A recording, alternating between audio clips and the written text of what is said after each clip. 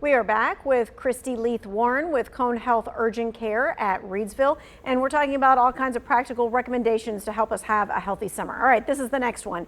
If someone is bitten by an animal, snake, dog, whatever, they might be concerned about the venom, they might be concerned about rabies. What should they do? Where do they go? So, of course, again, first thing you want to wash that site immediately.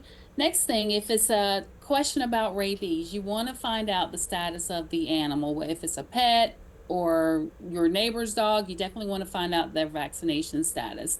If it's a wild animal, of course, you don't know. So the next thing you need to do, you need to get to an urgent care emergency department immediately.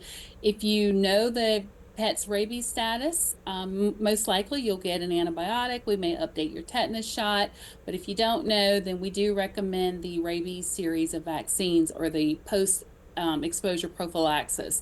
And most oftentimes, depending on the type of bite and what it looks like, most pet bites or animal bites will get an antibiotic just to cover for signs of infection. Of course, if it's a severe bite, risk of loss of injury or limb, you want to go to the emergency department immediately. Do not wait. Right, yeah, go right away. Okay, heat can sneak up on people really fast. Let's talk about some heat-related illnesses and what we should do if someone gets overheated. I got overheated at a baseball game last year.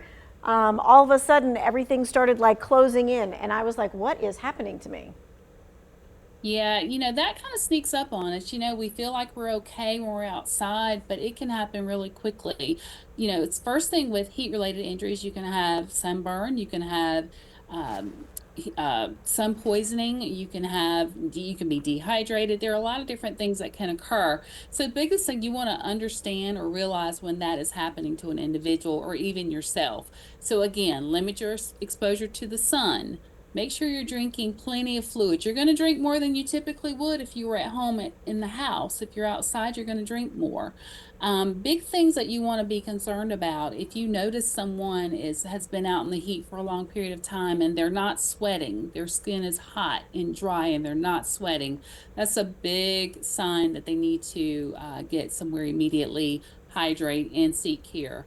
Next thing you want to make sure of is make sure that you're checking on, make sure you're wearing your sunscreen, your sunblock, checking on your vulnerable populations like young children or the elderly, because they can also suffer heat-borne illnesses a little bit more quickly.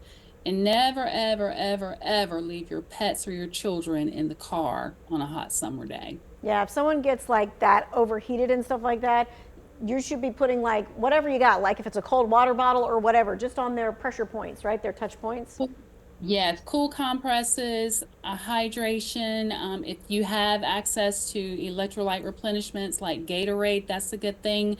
If you can get cool compresses or if you have access to a cool shower, get them in there immediately. All right, so pools are open, people are heading to the lake, the beach. Let's talk a little bit about water safety.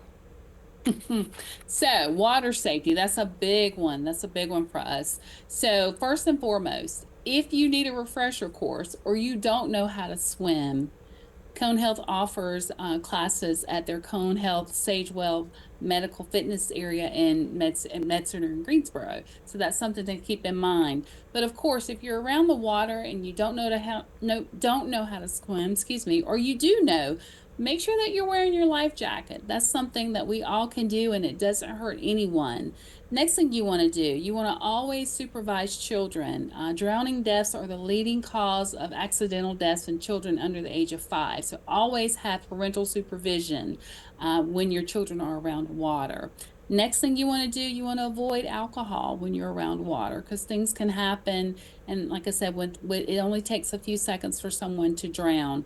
And then make sure you're checking the weather conditions of the water, making sure that it's a safe time for you to be in the water when you're there. All right, really quick because we got 30 seconds. If you're traveling and you get sick, what kinds of things should you pack in your suitcase just to have on hand just in case you get sick when you're out of town?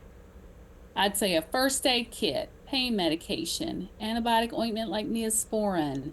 You want to have access to like an ACE wrap or Band-Aids, things that you can apply quickly until you can get somewhere to be seen. Okay, we appreciate your time and your expertise. All kinds of summer issues that can happen. All right, if you missed any of this, this is going to be in the To Your Wellbeing section of our website.